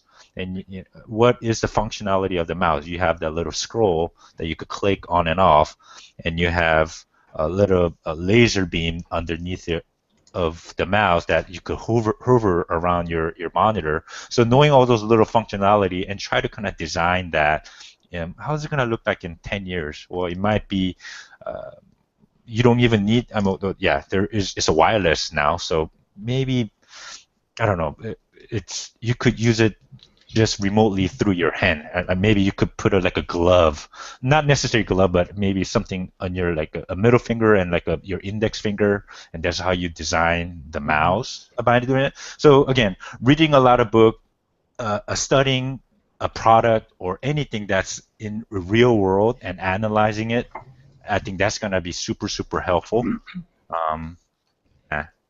Because again, I think designing something like when I look at a good design to make it easy, like I could see, oh, there's a spaceship someone designed, and I could see that, wow, yeah, I could see that could be happening in 20, 30 years from now. Wow, that's pretty awesome.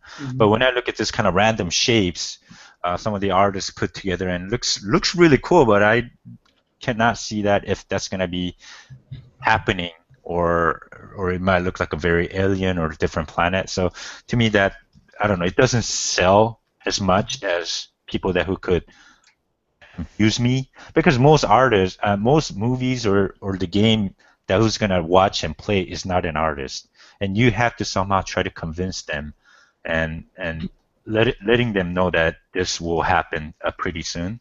But to do that is you need to study what's out there for now. I don't know if that makes sense. Yeah, because it has to have like a logical, like a work, like a way of work, and It has to work, by the way. Not only just look nice, it has to work. And if it's like based on something that, as you said, like for instance with the mouse, it's the structure, the way of how it works, and if you repeat it in a new, quite unique way, and you create something that is maybe in the future set, and it has makes sense with work, it's good, it's a good concept, but Sure. not only the pretty picture, right? What if your design works, but it's not pretty? Is it still a good design sense, or? No, I mean if it works but it's not pretty, Yeah, exactly. well, that's not a good design sense then. It's horrible. There you go. I mean, yeah, as a designer, you have to look somehow convincing and pretty, right? I mean, or else they At will least. not hire you. So you're kind of like a problem solving. So for me, it's like you're a little bit of engineer plus the visual creativity. So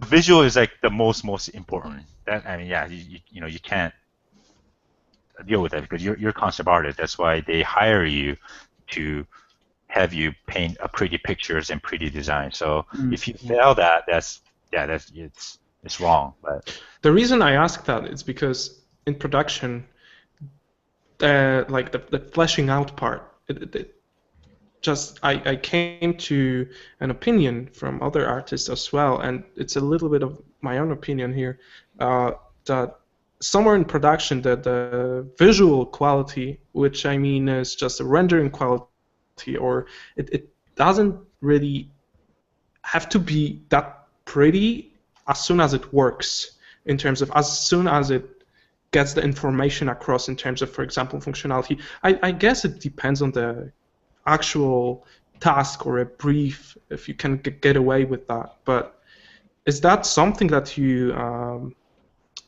experienced as well, or is it just me blobbing? What was the question again, right? yeah. Right, never mind then.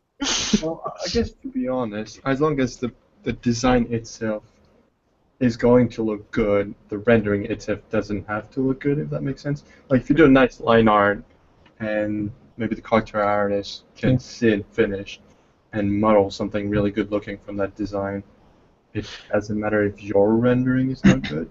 It's just that sometimes I get to see like concept art from a movie that looks kind of like not really good, but the design is there. Like there is information about texture, about how the like, for example, something detaches from something, but overall it doesn't, as an art thing, just as a picture. Yeah. You know what I mean? That's what I'm trying to get across here. Yeah, but because mostly the productions are not to sell, in terms of promotional, like a poster. Yeah, it's not a promo art, right? Yeah. So it's a nice idea. Yeah. So at least it has to have, like you said, the ideas and concept behind it.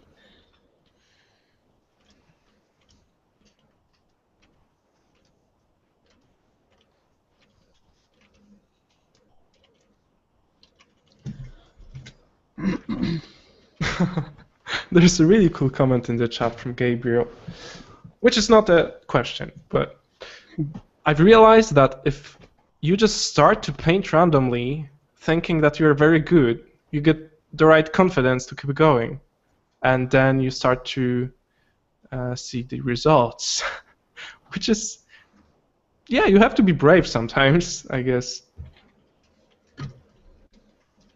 Doesn't always work. There's some people that think they're the shit, and then you see their portfolio like, yeah. Okay. But yeah, that totally helps, I guess. Question about the production pipeline. Jung, can you see in the production line art being used in the nowadays? Oh, totally. I think even for Respawn right now, I think we're trying to kind of hire another concept artist that does a line artwork pretty nicely, because it's not just always painting a pretty picture. You do have to give this to your 3D artist to kind of flawless. So it would be awesome if you know how to do it. A beautiful 3D, not 3D, line artwork that you could literally just provide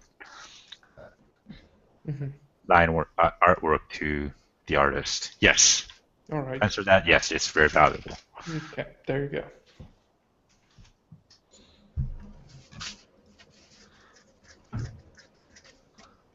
Okay, so now I can clearly see what are your big shapes, what are your medium shapes. You're starting to introduce really small ones.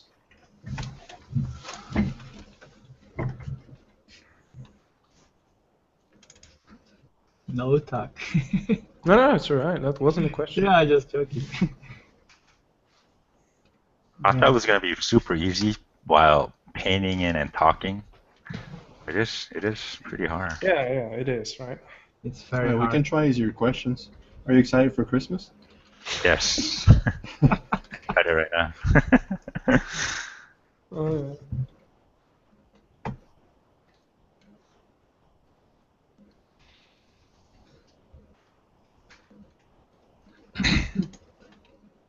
How long have you guys been doing this level up thing?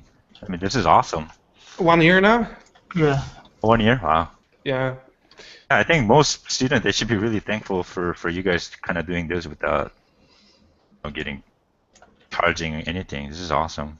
Thank you Yeah, very much. that's the spirit we want to convey. You know, we learned because we didn't have an opportunity to go to an awesome school like you did, and we kind of learned from everything that we found online, and that's where our idea for this whole thing came, because we kind of learned, borrowed, and did everything we could to get knowledge from internet. So this is our payback, basically. Sure. And we know we are not quite there yet, right? So what we are trying to do is not give people our knowledge, because we are still trying to learn by ourselves. So that's where the idea of asking more experienced artists to do the sessions with us. So it's like more like a channeling knowledge, less like, you know. Yeah, and that's the spirit, Yeah. because everyone can learn and in the same Yeah, and time. we learned so much from that. Yeah, of And course. even doing it for ourselves, it's really awesome. But then knowing that we have almost like 30K subscribers on YouTube now, it's just wow. yeah, it's really cool to see people like really digging this kind of casual style of getting knowledge through. Because let's put it like serious. We are not really serious during the sessions, right? It's all casual. It's all Sure. like artists. Yeah. And That's that's why I like it, that's yeah. why we call level up. Yeah, it's basically the idea was to stay who we are and not trying to pretend to be any other person. So not once you will see like a like a horny pigs on the sessions and our screw We up. will go English. back to the very first ones. They're Yeah, really but tough. but That's a hardcore level. yeah, but we had like a horny pig like few sessions ago on the t-shirts. There you go. Yeah, and yeah, that's it. That's what we do, and that's how we also learn. Like I'm practicing English via this a lot, and it's still not very good, but yeah. And you're improving so much. Oh, thanks, man. Yeah, it just, And yeah, meeting all the artists we admire, that's Yeah. just mind-blowing. Like I know your work since I have started, and many other artists we have invited.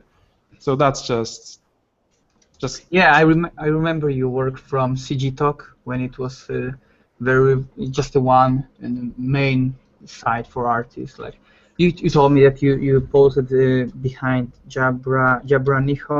Yeah, brand new. Alias, yeah. Okay, yeah, it was like amazing, and I just started buying Wacom. So, Oh, really? yeah. oh yeah. Yeah. So you can see that how the inspiration Comes was- from, yeah. yeah, channeling. And actually, the level up just started via quite a coincidence, because we met together before I had to fly to States for a while, and yeah, we were sitting in McDonald's, and that's all how it happened. Yeah, let's do a live stream. And then first we did like just 2 live streams together, and we figured out we kind of need somebody else to get his experience through, and that's how we decided out. Yeah, no, you will never pay for these sessions. We will never charge, so that's for sure. That's level up spirit, yeah. Okay, so what's happening right now? Can you tell a little bit about painting? I guess you're close to being. I'm saving it so.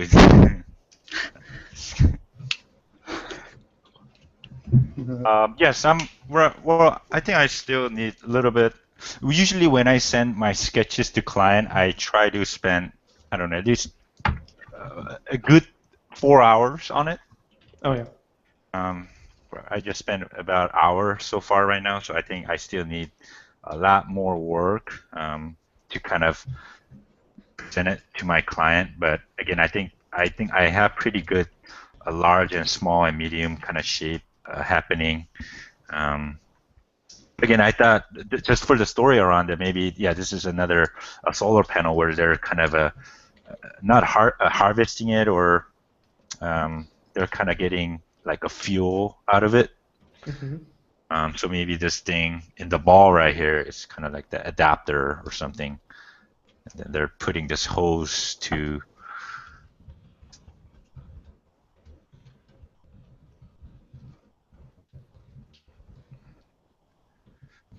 this, and then let's see. What else is there? A little bit darker. I'll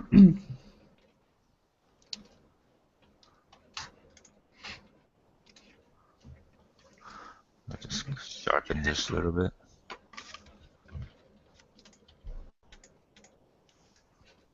All right. So that's what you consider a sketch that you send out to the client, right? Yes. But I think I'll definitely, again, spend a little bit more time on it. But yes, probably like spend like another 2 hours, kind of defining some of the areas. But yes. But all right. Okay. I think pretty good. Oh yeah, I can clearly see like how we go from here to the one of the paintings that you showed us before. So how much time have you spent on these paintings that you showed us before, actually? Oh, it's again, I'm not a pretty fast painter. Okay, but these paintings you consider as finished, right? Yeah, so that probably like 3 days. All right. Okay. And you did it in 1 hour. Great, man. Yeah, but if you see it right now, it's just super loose. But I mean, I could definitely go in and start like adding a little detail. Again, I think we definitely need some paints. It's looking good, man. I really like the palette. Yeah, it's very, very moody. And sells the idea. Oh, and the chain is coming. Yes, chain. I mean, just put a negative space for the foreground.